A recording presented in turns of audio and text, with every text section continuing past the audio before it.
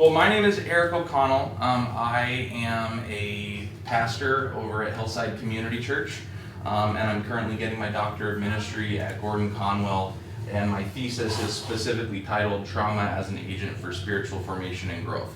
Now, obviously Streams is a Christian organization, but these 4 weeks is a lot more, what do I want to say? It's a lot more, it's very non-Christian friendly as well. This is something that affects everyone. And so for me, it's my passion to try and get the church to be more trauma aware as they engage the suffering of other people, because I think that's what we're genuinely called to do. But yeah, this is really just a conversation on what is trauma and how does it affect me. And part of why I think this is so helpful, especially for the Streams community, is the people that continue to come, is this is piggybacking right off of the parenting classes. And I'll tell you what right now, what I've always said as I've been genuinely walking with and engaging the suffering of other people. One thing that I've said to my wife that's been true is, if you want to cut straight to the heart of the suffering in someone else's life, like where is it rooted? One question: tell me about your mom and your dad. What was your relationship with with them? Tell me the good and the bad. So much of our current suffering and pain in adulthood is so intimately tied to that period of life. And so yeah, this being in conjunction with parenting classes is truly just something for me that is a huge blessing. So as we get started, this is going to be and I'll repeat these for new people that come, but the 5 sort of foundational truths I'm operating out of, right? So you'll see these come up throughout the entire 4 weeks. The first one is that you are a spire person. Right? And what I mean by that, so it's important to know the terminology. You are a spiritual, you are a physical, you are an intellectual, you are a relational, and you are an emotional person. If one of those things is out of whack, well-being is pretty hard to attain. Happiness, peace, contentment. Okay, so there's multiple facets of who you are, and if we're not doing well in one area, the other areas get affected. Bad news is that pain and suffering is unavoidable, and it will take a toll. There's no ifs, ands, or buts about this. This is just one of those basic human realities. Pain and suffering is going to happen. But the good news is that trauma truly is a script. It's a script that is very easily read, and I use the word control very intentionally, because once we understand the script that it actually is, we know how to actually anticipate when things are coming, and we also know what the proven intervention methods are. But pain can also be repurposed as a gift, right? That's kind of what the whole tagline for this entire class is transforming our pain into a gift and our grief into growth. And with that too, it's the trauma in your life has the potential to be your greatest source of growth. So these are the 5 foundational sort of truths I'm working from. And I'm gonna have, at any point, if anyone has questions, thoughts, feel free to stop me. But yeah, this is what we're working with. And so I wanna start this way. I wanna tell you about Johnny, okay? You may know Johnny, maybe you are like Johnny in your life, but I want to tell you about Johnny and why he acts a certain way and what he's like today, okay? So spiritually, Johnny likes the idea of a relationship with God. In fact, the church is something that, it's not a bad thing, but commonly uses the tagline, spiritual, not religious. Right? Throughout his life, he's been on that spectrum, but he's always been a passionately spiritual person. And when Johnny has been religious, he does dive head first into faith communities, but commitment over the long haul doesn't ever seem to stick. And whether it's they've made enemies somewhere, whether Johnny's made an enemy or he just needs something new, kind of how he acts from the spiritual side. Physically, Johnny's always sick with something.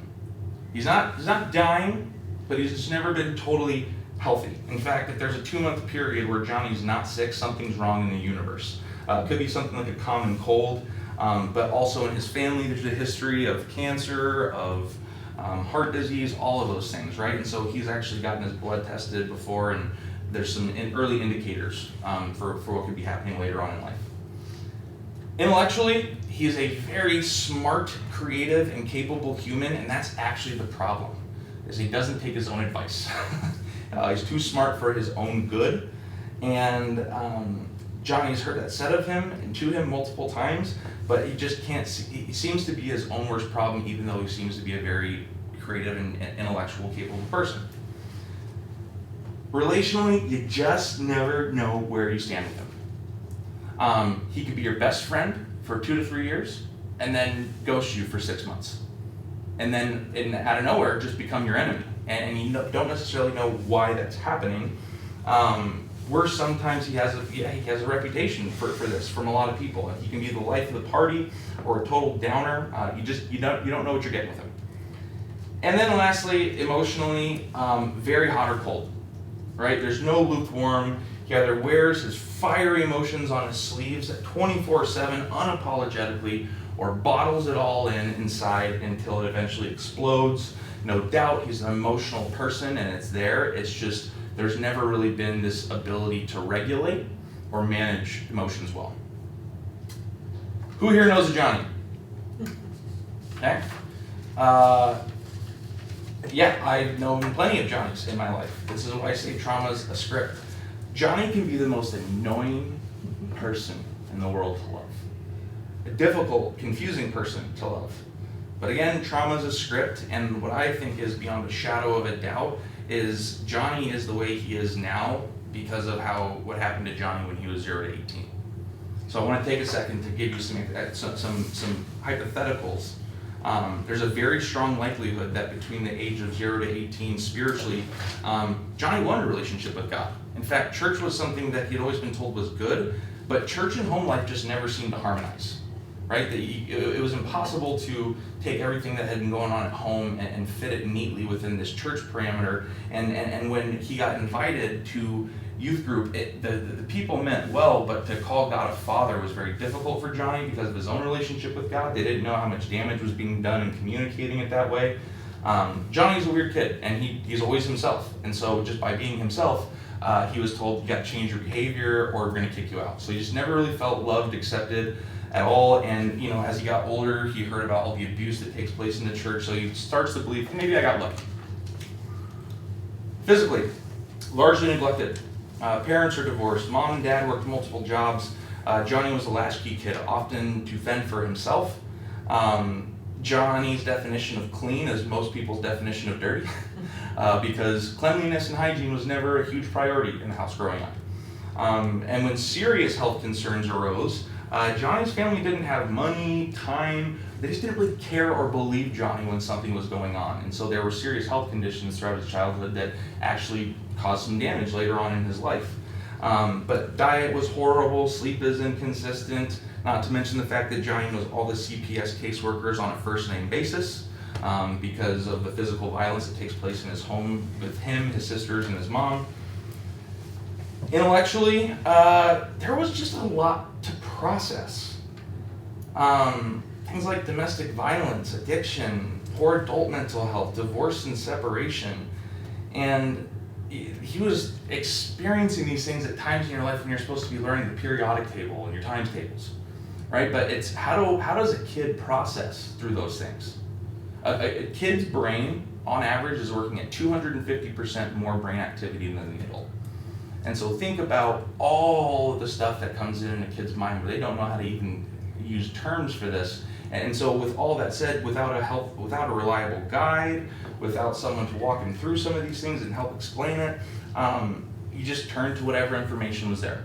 Constant truth seeker, constant information seeker, and whatever is going to help him make sense of this chaotic world, that's what he's going to try and search. Relationally, Johnny's dad abandoned him before he was born, and the dad who married his mom became abusive to the entire family because he was an abusive alcoholic. He had been abused himself. In fact, one time, Johnny's dad created a game on a 2-hour drive to the beach for a family day. And the game was, hey, you should grab a beer out of the cooler for me at the back of the seat. But the game is don't let any of the other cars see it. Because if you let the other cars see it, then you lose the game. Well, Johnny didn't have much interest in playing this game, but when he learned about what the consequences were for not playing it, he certainly changed his tune pretty quickly. Because he got beat when he got home for not playing the game well, and his sister got beat as a result of his actions. The safest people in Johnny's life who promised to love and care for him were the people who caused him the most pain without acknowledgement or apology. So at a very early age, you just learn to say, okay, who can I trust? And the answer is nobody. All right, and then emotionally, if we consider all of this, his brain and his ability to emotionally regulate is just so not even a possibility, right? Brain's a mess, and so he acts out all the time, and there's consequences for that acting out, an inability to actually be understood, heard, and so the emotional processing and regulation just gets worse and worse. Johnny might be a very difficult person, okay? But Johnny's also a member of the 4+ Aces Club, and I'll tell you exactly what I mean by that in just a little bit. But he is a member of the 4+ Aces Club, and Johnny's behavior is more understandable when we actually understand the toxic stress resulting in trauma that was constantly surrounding Johnny's childhood. Johnny's a difficult person, but I love Johnny because this is my story. I'm a member of the 4 Aces Club, and about 3 years ago, that's what I looked like. I was 320 pounds, fatty liver, I was pre-diabetic, high cholesterol, all sorts of things wrong with me, severely depressed, things were not going well in my life. And that was right before COVID, and kind of this is me during the summer, looking like a goober on my church stage, but can even just see the difference of just life, and that comes, and that's why this is such an important topic to me, because I genuinely do believe that trauma doesn't have to control or destroy our lives. Genuinely, truthfully believe that with all my heart, otherwise I wouldn't be in front of you tonight. Additionally, I think it can also be your greatest source of personal growth if you allow it. And I think that's the hardest part, is most people don't ever want to allow it. And so I'm a child of trauma. It raised me well. It was the only friend that I had that never left my side growing up. And I want to tell you, just with joy and expectancy, I believe these two things because they've been realities in my life. So in order to approach trauma well, in order to confront it properly, because that's what we need to do if we want to grow from it, we got to know what we're dealing with. Got to know what we're dealing with, and that's really what this entire first session is about, is getting us aware of what is trauma and how does it affect us. As a pastor, the working definition I'm operating out of is that trauma is the suffering effects felt and or caused by sin. All right, but there's a lot of different definitions, and this is at a base level, it's what it is. But I want to show you the process. Okay, so trauma happens when pain and suffering occurs in our life. That's the first step. That pain and suffering then causes toxic stress, as opposed to positive or neutral stress. For instance, right before I came here, I went in my cold plunge for 3 minutes before I got here, all the way up to my neck, submerged in 49-degree water. That is positive stress on my life because it's something I don't want to do, but it actually very specifically grows me in the moment.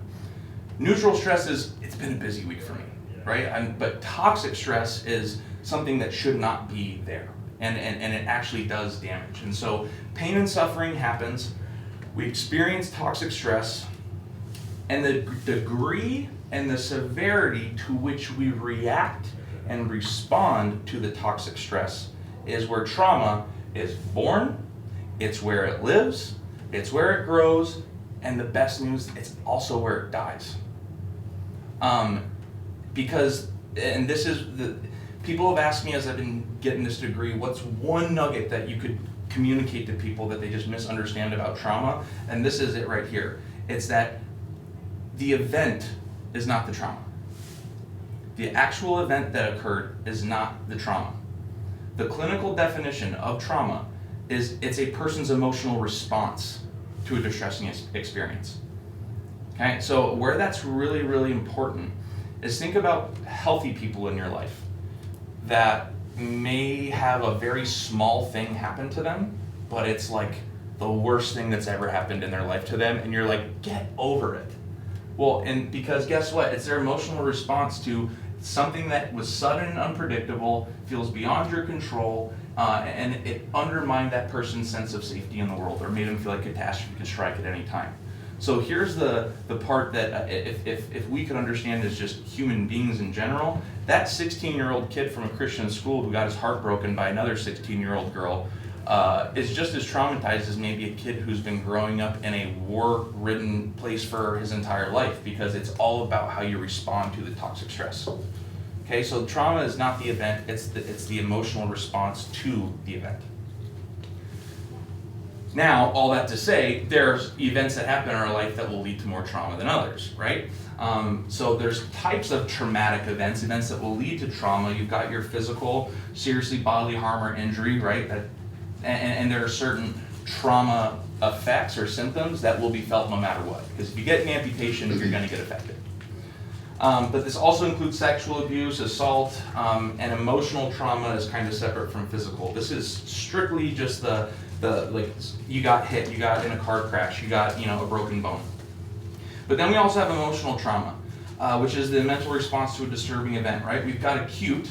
So for instance, and you'll hear, I'm an open book, you'll hear a lot about my life. My dad was murdered when I was 18, and that was acute trauma. Like, all right, this just happened, and I gotta respond to it in the immediate. Chronic. My mom right now has battled her entire life with alcoholism. She's right now in a 13-month rehab facility, and so she's experienced a lot of chronic trauma. For me, it's been traumatic just because I want my mom to be healthy, but it hasn't happened. There's complex trauma, which is what I like to call the summer of 2020. COVID, George Floyd, and the election. All of them seem disconnected somehow, yet they all seem connected, and we all lost our collective minds together. It's just a lot of random events that don't seem to be related, but yet it has an effect on us. And then there's spiritual, relational, intellectual traumas are included in this. I'll get to that. That's why I say we're a spire person. But then there's secondary, vicarious, and repeated exposure. That's kind of like pastors, first responders, people that have to deal with just really depressing and unfortunate circumstances in their life regularly. But some alternate definitions, just because I think it's helpful for us to really understand, again, what it is. Elizabeth Elliot is a woman whose husband and her family decided to become missionaries in this third world island that was unreached. First day they got there, they killed the husband, Jim Elliot. And the family decided, we're gonna stick it through. And they actually ended up having a very successful mission, a successful ministry there, and his wife Elizabeth, wrote extensive literature on what suffering is as a whole, and what she kind of defined suffering is, or trauma, is it's having what you don't want and wanting what you don't have.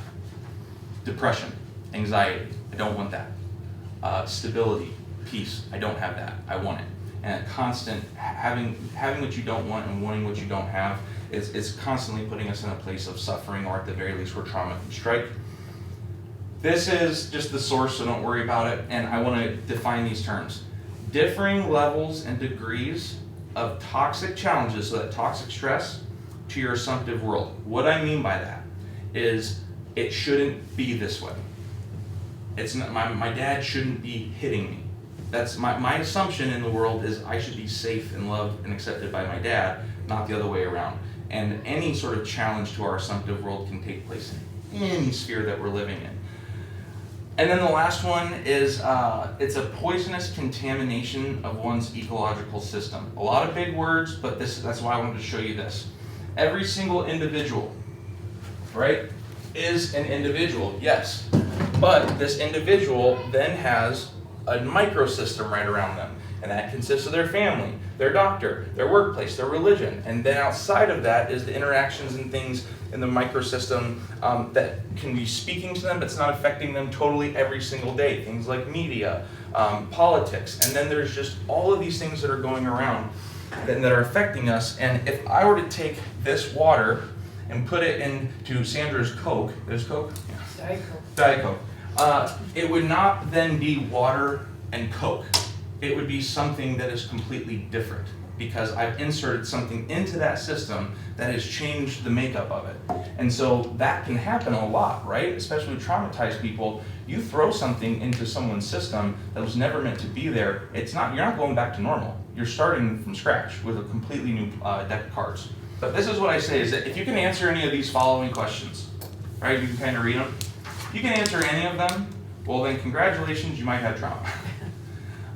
And most people I know in my life can answer one of these questions confidently and quickly, right?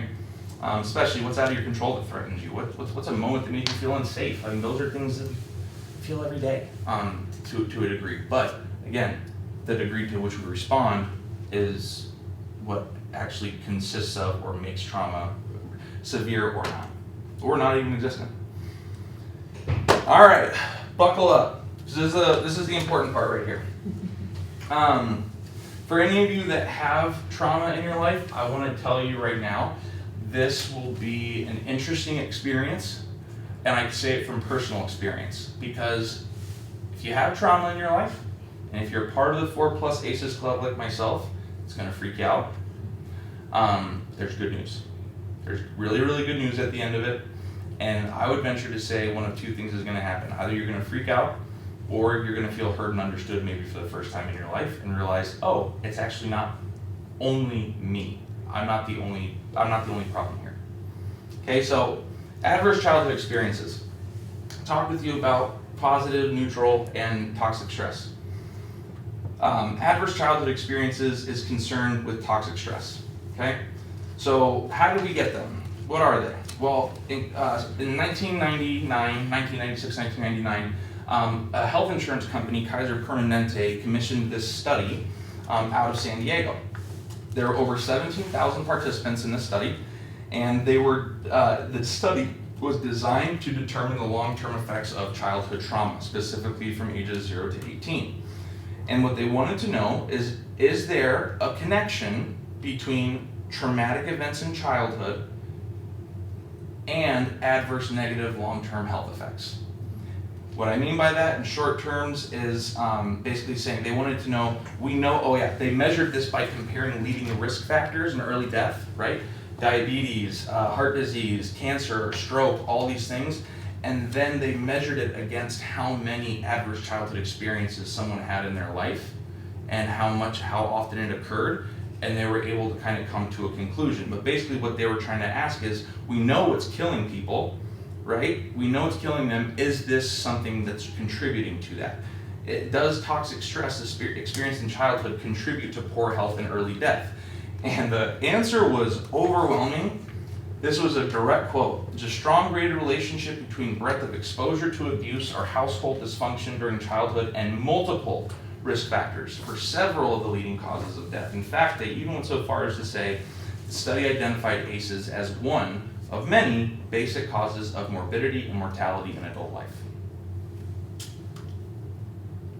So, they found a correlation between an individual who's experienced 4 or more adverse childhood experiences and the higher probability compared to someone who's only had 0 to 3. If you have 4 or more, it's more likely that you're less physically healthy, you're less mentally healthy, you're less socially stable, and you can expect to die 20 years earlier than the average person. Across the board. So what are they, and how do they affect us? And I wanted to start by saying I'm 10 for 10 on this list. I had all 10 growing up. Okay? So know that you're in good company. Well, maybe. I don't know. We'll see. So here's the 10 events that can happen between 0 to 18. I would encourage you don't have to share, but I would encourage you to take inventory of how many maybe you've experienced. Or if you haven't experienced more than 4, think about people in your life who have. Okay? Emotional abuse. Parents swore at you, put you down, acted in a way that made you feel like you might be physically hurt, that you weren't loved, accepted, or worth anything in your home. Physical abuse of any kind, parent who or adult who exerts any real type of physical violence onto a child. That's a no bueno. You've got sexual abuse. And here's where this is really important. This is any sexual desire thrust onto a child before it's appropriate for them to process it. So I would want you to take a second and think about the implications of pornography in our world with that. That's not something a kid is ready to see, ready to process or enter into. But any type of sexual desire thrust onto a child can be considered, at least for this study, sexual abuse. Mother treated violently in the home. Substance abuse in the home. Alcoholic, street drugs, intravenous, whatever one it is. Mental illness in the home. And again, I just want to stop for a second and think and have you consider, how does a child process through bipolar at 7, 8?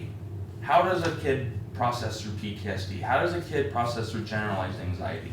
Especially as they start to grow up and learn some things about the world and themselves, such a hard thing for them to be able to look at the person who's supposed to care and love for them and see them as weak, or at least that definition of who they are is supposed to be strong. And it sets the stage for kids at a later age that it's hard for them to even recognize that there's a mental illness that's taking over their life. Parental separation or divorce, incarcerated family member, emotional neglect. I know it's kind of like emotional abuse, but it's really just lack of love and support, right? Latchkey kid, just parents were never around. And then there's physical neglect, which is basically a lack of basic needs or parental incompetence. Didn't know where your next meal was coming from, didn't know, I talked about in my story, I legitimately had a staph infection all over my face. They actually thought I might have had hepatitis B, and my mom thought I was just picking zits too much. And so there's that physical neglect. So if a need was not taken care of that caused pain and suffering, that's an adverse childhood experience. So now if you flip it over, but don't look at the bottom. Now if you flip it over, that's what this is, right? This is just a helpful little infographic. These are the 10 things that can happen in a child's life that affects them negatively over the long haul. So remember, that study was done in 1999, and the most humbling part of that study, in my opinion, was that they actually said we may not have gone far enough. Like we may not even we think we know what the damage is, but it might be worse than we could have possibly imagined. This was back in 1999, and so ever since then they've evolved. And the Philadelphia ACE project specifically has included things like, basically they use that ecological systems theory and say like, hey, there's a lot of other things that contribute to whether or not a kid has an adverse childhood experience, right? If you're living in a place where there's a lot of community violence, where there's a lot of racism, bullying, injustice, it's really hard to, having emotional abuse is one thing. Having emotional abuse in the context of maybe 3 or 4 other things kind of compounds the issue. They've been adapted, used, these are the 10. The 10 original ones, and the prevalence of them, you can see that here. This is just the number I'm concerned with. This number is skyrocketed since. Absolutely skyrocketed. There's no possible way it's still 4. In fact, I think the basic research right now says it might be 1 in 4 or 1 in 3 who've had 4 or more. It could be worse than that. So, but what are the consequences? This is where it might freak you out a little bit, but don't worry, everything's all right. Over half of us have a chronic disorder such as high blood pressure or autoimmune disease. Rates of anxiety, depression, PTSD, and addiction are skyrocketing. Why? The roots of these issues and more can often be traced to trauma, adverse childhood experiences, chronic stress, and ultimately, nervous system dysregulation. Meet your autonomic nervous system. Let's call it ANS. ANS takes care of a lot of your automatic functions, like your heartbeat, digestion, and body temperature. ANS also manages your survival and stress response, working to keep you alive when your life is in danger. ANS functions as our built-in detection system, constantly scanning our environment for cues of safety and cues of danger. As ANS scans the environment, it has 3 general responses or states. Safe. You feel calm, relaxed, and connected to those around you. Mobilized. When ANS detects danger, it sends a command and your heart rate and breathing increase, adrenaline and cortisol are released, and blood rushes to your muscles so you can handle the threat. This is our fight-flight response. Immobilized. When ANS detects that the danger is so great that you can't fight or run, it shuts you down. In this state, our heart rate, blood pressure, and body temperature decrease, and pain-numbing endorphins are released. ANS does all of this automatically without us thinking about it. ANS doesn't just use these states for survival. It uses them to navigate through the world each day. When ANS functions well, it moves fluidly from one state to another, 1 minute mobilized and ready for action, and the next resting and recovering. ANS will often blend states together. When we play, ANS combines the mobilized and safe states. And when we are intimate with loved ones, it combines immobilized and safe states. When ANS can stay flexible and fluid like this, it helps us manage and become resilient to stress and negative events. We're able to bounce back and move on. Unfortunately, when we experience trauma and chronic stress, it can keep ants from functioning in a healthy, regulated, and resilient way, and can keep us stuck in states of survival. A friendly get-together can become frightening. A simple meeting at work can become threatening. For those with a history of trauma and chronic stress, the ants detection system often becomes faulty, constantly signaling danger even when we are safe. It's like ants as an alarm system, constantly signaling fire even when there's no smoke and no flames. Consistently living in these survival states can be debilitating, and we often develop adaptive strategies like using drugs, alcohol, food, work, or sex in an attempt to bring regulation and temporary relief. Understanding how trauma impacts us is critically important. There is a whole spectrum of experiences that can be traumatizing and adversely impact ants, like accidents, assaults, and natural disasters, which are often called shock traumas. There is also developmental or relational trauma, when we experience chronic adversity, abuse, neglect, and lack of safety while growing up.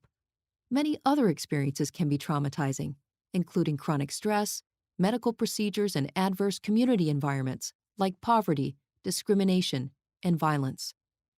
Additionally, new research in epigenetics shows us that trauma can get passed down genetically at least 3 generations. In the past, we've thought about trauma as events that happen to us. We now know that trauma is an experience, not an event. It's what happens inside of us as a result of what happens to us. It's our response to the event rather than the event itself. Over 20 years ago, Kaiser and the CDC launched a groundbreaking study of over 17,000 patients that showed a direct link between adverse childhood experiences, or ACEs, and long-term health and wellness. In the study, 2/3 of participants reported at least one ACE. Over 20% reported 3 or more. When participants reported 4 or more ACEs, this corresponded to an increased chance for heart disease, cancer, drug abuse, and more. With 6 or more ACEs, life expectancy decreases by almost 20 years.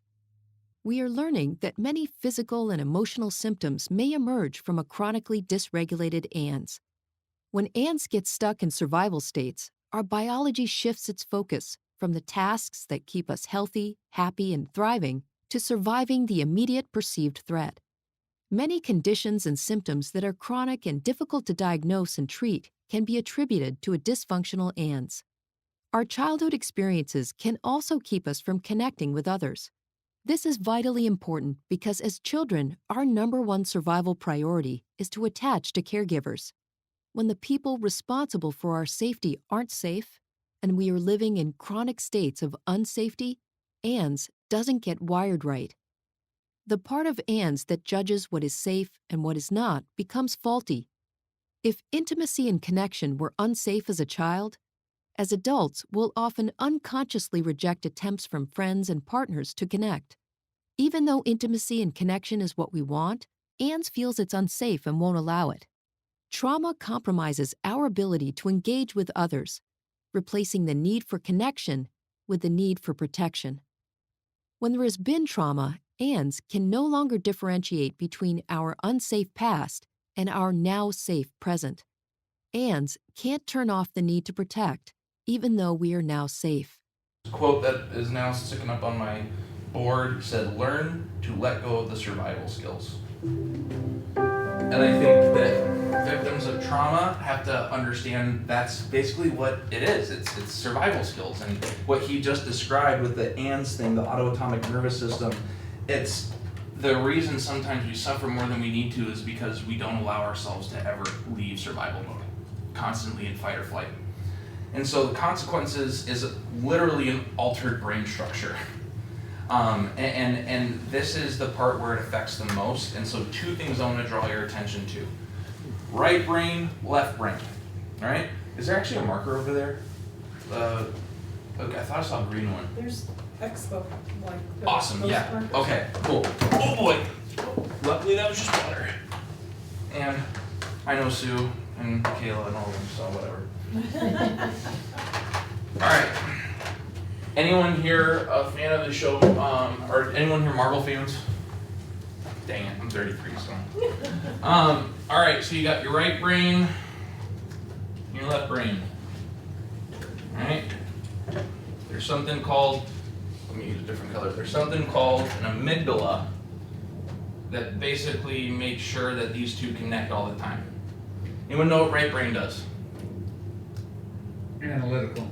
No. Other one. Artistic. Creative. Oh, kind of opposite. Info. No, you're good. Creative, info, storage, and processing. That's your right brain? Yep, your right brain takes something in, it takes all the information, stores it, and then finds a creative way to process it. Left brain uses the tool, and it's important when you think about it that way, of language to systematically and logically communicate what the right brain has processed. What trauma does in the lives of the individual is they've shown by brain scans, the more trauma, the more ACEs you have, about 20 to 25% bigger than the average human, the right brain. Left brain is about 20 to 25% lower. And so there's this part, and there's a show in Marvel where it's like this loom, right? And so what they're trying to do, the main villain, is he's trying to take all of these different realities and all these different universes and shove them into just one little hole where it all coalesces into one thought. And that's exactly what's happening in the brain of a traumatized person, because they actually have greater capacity for information storage, for creative processing, for being able to actually think through things, but unfortunately, their ability to use the tool of language to communicate it. So if you know a severely traumatized person, those people are usually the most difficult people to communicate with, because they're all over the place. And I know that because I've been the one that's been all over the place all the time. And so what ends up happening is that amygdala, that green line, over time, it just says, I'm not doing this anymore. And it shuts down completely. And your right brain and left brain don't know how to communicate as well as they should. Same thing happens, she kind of talked about it with the sympathetic and parasympathetic. Best way to understand it, sympathetic nervous system. Alert, something's going on, I'm in danger. But what that actually does is when that part of your body activates, there's a lot of physical things taking place. The biggest thing is your heart rate elevates. Adrenaline gets dumped into the system. And then the parasympathetic nervous system, that activates to calm you down. And that only calms down when the trauma stops. But over time, what happens is the alert stage, it anticipates that trauma will come even if it's not going to. And so it gets worked up prematurely. And then in times when you're supposed to be active, your brain's been trying to keep you so active to respond to an alert that you crash at work completely, or you crash in the important parts of your life, because all of a sudden, all that cortisol has just been dumped into your brain, which is related to stress, and so your entire internal clock just says, we're not doing this anymore, and that same connective lens, or that same connective cord in your brain that connects the right and the left brain, how it severs over time, same thing happens with the parasympathetic and the sympathetic nervous system. It just says, we're not doing this anymore. And so then you get into a spot where you can't ever get to a point until you actually allow yourself to heal a little bit to ever emotionally regulate properly. So it does a huge, huge toll. Impulsivity and risk control centers are the ones that are damaged the most. I've already kind of talked about this, less physically healthy, overall less high blood pressure, weakened heart, diabetes. And yeah, I don't know if you caught that. There's a lot of new promising research that's coming out that literally says what trauma does, toxic enough stress, it affects the genes at a cellular level. And they found that people can experience trauma prenatally. Yeah, so this is something that, she talked about it, 3 generations. So if you've ever wondered why can't this curse escape my family, that's probably a good reason, because it is quite literally coded into the genes of this person. Less mentally healthy, right? Higher rates of depression, anxiety, PTSD, substance abuse, suicidal ideation and attempts. Less socially stable, antisocial disorders, very common risky social behaviors, early pregnancy, 50 or more sexual partners is common. Poor work performance, domestic abuse and violence, whether you're the perpetrator or the victim. And then life expectancy, again, decreases by 20 years. Let's get back to Johnny.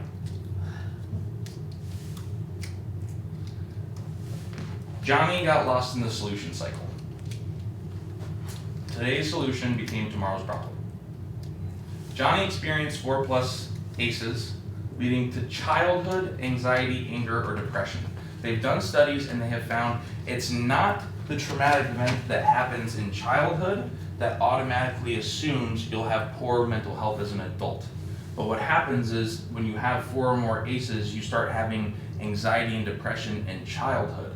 And that starts this path of having more life stressor events, of leading to riskier behaviors, riskier actions, right? And so Johnny experienced these, and he had anger, anxiety, and depression suffered in his childhood. Johnny's brain, that's why this is important, tried to protect itself. And in doing so, it altered its very structure to protect itself from the environment that it was around.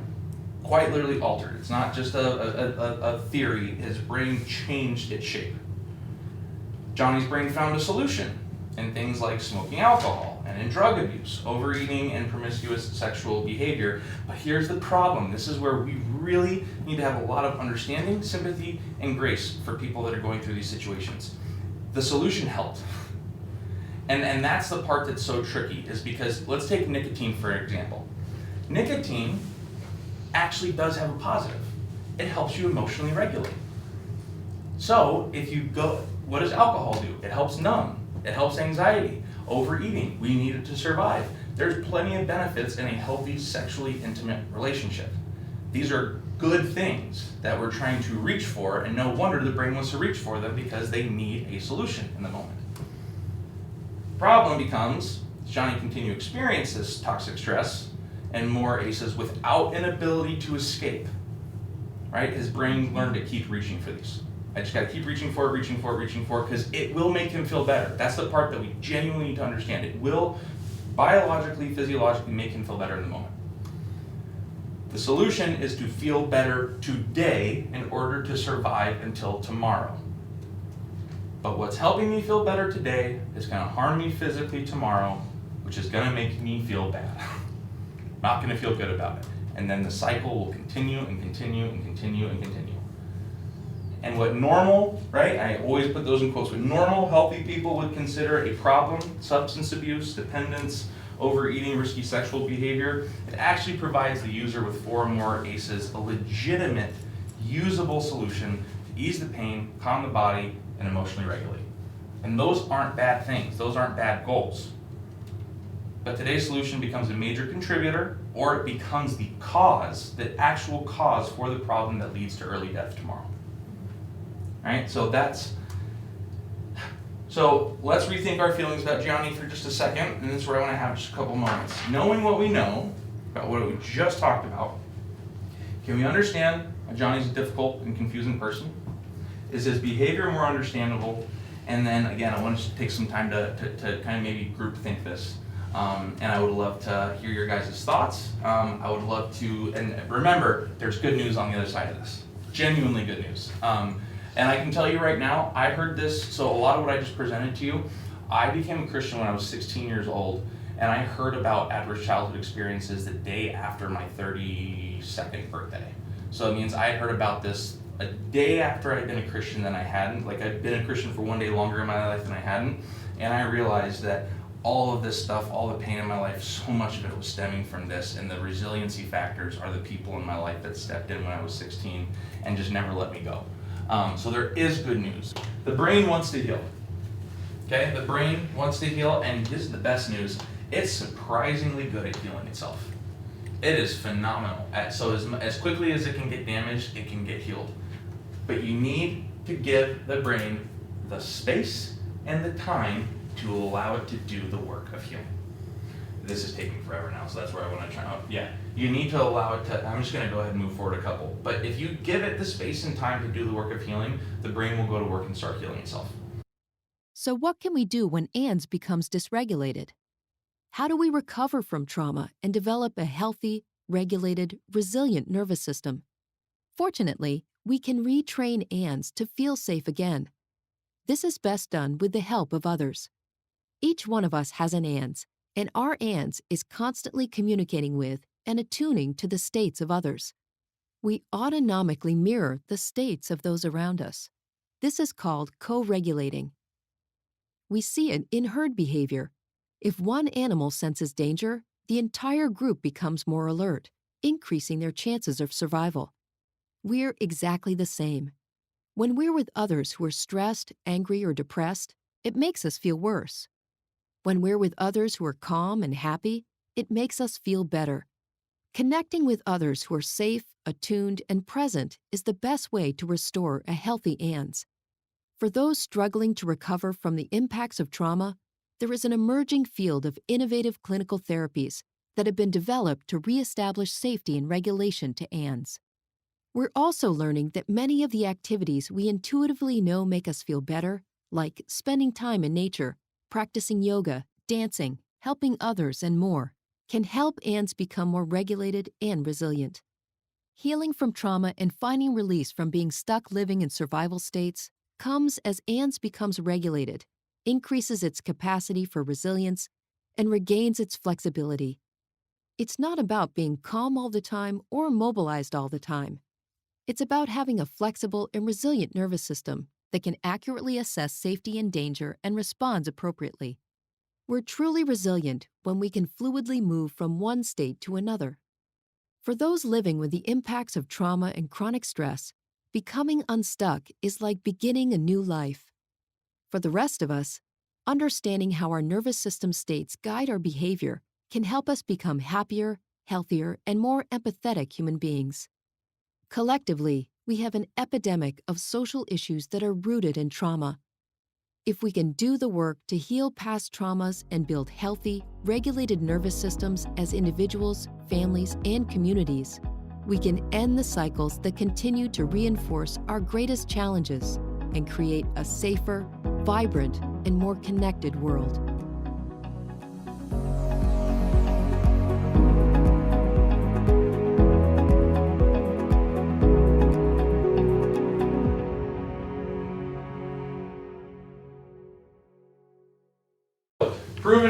Proven factors to increase resilience and grow from trauma. And you'll understand why in just a minute. I don't want to stay stuck in the word resilience because I don't think it does us the service that we need. So yeah, healthy relationships with adults, that's a big thing. What we need to realize is ACEs are just a tool to help us identify who needs more care, right? It's not a death sentence. Brain is plastic, which means it's moldable, it wants to heal. If toxic stress stops, the brain will heal. New habits form new brain chemistry. Mindfulness practices, adequate sleep, whatever it is spiritually that you're into, having some discipline in those areas genuinely helps. But the primary and the most successful, so I don't know if this is going to make you feel better or worse, but there's more than one, so I promise. The primary and most reliable method to grow out of trauma, this is taking forever, man. You know what? Oh, here we go. Is a healthy, stable family, home life, and environment. Easy enough, right? No, it's not. It's actually very difficult. But what are 5 factors that help promote this goal? I'm just gonna get to all 5, so because this is getting a little unresponsive. 5 factors that help promote this goal: good health, adequate nutrition, security and safety, responsive caregiving, and opportunities for early and ongoing learning. I did not make these up teaching this class here for the first time, but tell me that's not exactly what Streams is all about, is providing all 5 of those things. Genuinely, and the right healthy neighborhood hub, like that's what Streams basically exists to do, is to help you with these things, to help grow from this. That's why you can see me getting goosebumps. That's why I was so excited that this is the first time I get to share this stuff with a group of people because this is the best place to be involved. And they really can, because I mean, think about this. Ken and Carrie, you can hop on, but I mean, yeah, good health, in terms of classes that are taught here, what we're doing right now, adequate nutrition, one of the best food banks I've ever seen in my life in terms of quality of food. And Meals on Wheels site. Yeah, the Meals on Wheels, that's great. Exactly, that security and safety. I mean, you can't get through this door without, someone letting you in. Responsive caregiving, again, that's teaching, parent classes, helping you guys understand this as you go home with your kids. Catherine's. Yeah, exactly. Bingo. And then opportunities. Yeah, that's what we're doing. Swag, like Tutoring. basically streams could be understood as like a ACEs recovery center for people that need it. Okay, but then here's the other things that promote it. And some of these are a little bit repeated, but a strong family nature. Ability to find other sources of help and support, it'll show up in just a second. An important person outside of the family circle, being well liked by friends and peers, that does help when you're not actually the problem in the room all the time, and that's where healthy people can help a little bit. Ability to make school or sanctuary, or a school sanctuary, home away from a chaotic family situation, that's a really, really important one. Talk to any traumatized kid. I remember the moments that I first started to experience growth from my traumatic childhood was moments that I was taken out of my home for an extended period of time. Going to live with my uncle for a month, or staying at school until 5, 6 p.m. because the teacher let me and her talking to me. It created a sanctuary, a safe place for me, if you will. Participation in extracurriculars, and then help from a church youth group. This is what they said. This was what Kaiser Permanente said, not Eric's opinion, but said these things do help because you are a spirit person, and spiritually, even if you're not there, that's a part of your well-being. And so, hey, Hillside or I would love to help if this is something you want to try. Genuinely, I can talk about this for 4 hours. Like, this is my most passionate subject of my life, and so I will gladly, anyone that wants to chat or need help, this is, and I genuinely say this, I have not felt this way in a very long time. This is what God put me on earth to do, is to talk to people about trauma and help them grow from it. So. Second intervention method, right? And it's just as important, because maybe you're like, yeah, that all sounds great. That's not happening tomorrow. That's not happening next week. It's not happening in a month, right? Second intervention method is twofold. Increasing our awareness of the occurrence, I'm gonna wait till it pops up. Increasing our awareness of the occurrence and prevalence of ACEs in your childhood and the lives of those who are living in your home and people you regularly do life with. So especially like your own kids, if you know they've experienced some of these things, an increase in awareness of this is what these things are and this is what they do, that's the first part, but then the second is even more important. You need to increase your awareness of your emotional response to toxic stress and ACEs, whether it was your own or whether it's ones that are happening right now. Because if you can be aware of those two things, then one of my favorite pieces of advice in the entire world, and that's these two things, is what we did tonight. So you're asking, even being equipped with this information is helpful, because what it ultimately puts us in a place a perspective is what I like to call, and it'll show up here in a second, do as you will, just know why you do. You're allowed to do whatever you want. You're allowed to make the decisions and emotionally respond and regulate however way that you feel that you need to survive, but increased awareness of the occurrence, the prevalence, and the reaction that we have to toxic stress from pain and suffering.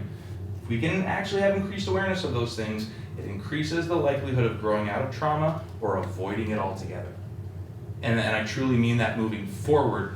You have a similar situation pop up, you can be aware of these two things. It increases the likelihood that you don't even have to experience trauma from something you would otherwise experience trauma from.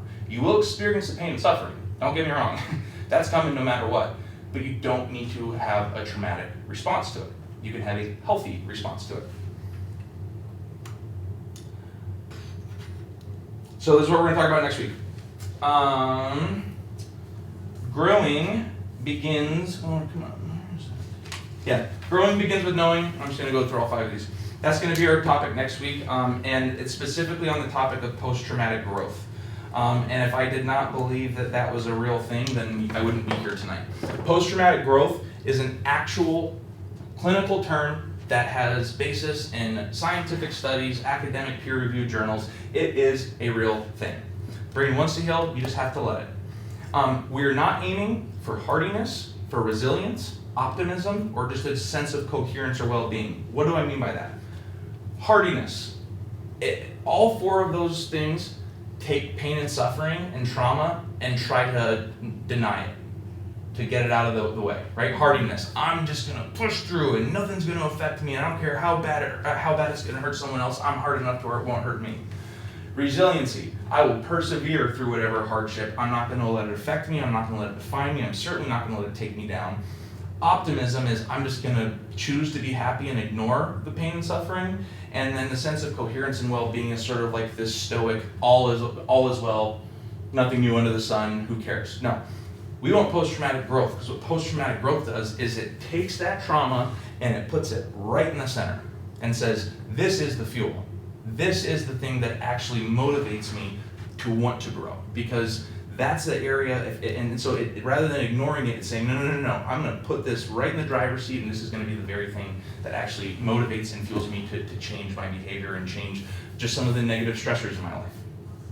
And so we're gonna talk about what are the things, the factors, and the tools that promote post-traumatic growth. I can tell you right now, it will probably be the most informational one in terms of but if you're a parent, I'm gonna give you some cheat codes next week to just be like, hey, because really trauma is a script, but so is adolescent development, right? Identity development, moral development, and all these different physical, mental development. Your 12 to 14-year-old and your 7 to 8-year-old are two fundamentally different humans, and the good news is you can understand what makes them different and how to respond to them at a certain age. I think that's it.